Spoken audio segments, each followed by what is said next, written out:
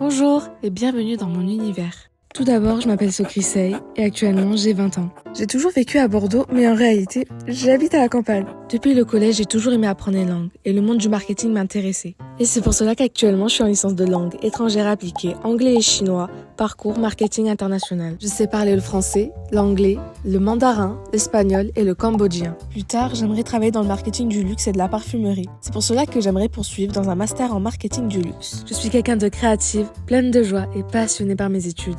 Ensuite, ayant travaillé depuis mes 16 ans, cela m'a permis d'avoir un meilleur contact avec les personnes et de découvrir le travail en équipe. Je sais également maîtriser tous ces logiciels informatiques. De plus, j'aime voyager et découvrir de nouvelles cultures. J'ai également de nombreuses passions telles que le chant, monter des vidéos que je poste sur YouTube, la photographie et aussi la danse. Mais la chose que j'aime par-dessus tout, c'est la nourriture. J'adore les bubble tea. Ah mais attendez, j'ai une problématique par rapport à cette boisson. En effet, nous allons voir comment les boissons asiatiques telles que les bubble tea parviennent à se démarquer dans un marché français où l'offre de boissons est déjà très variée.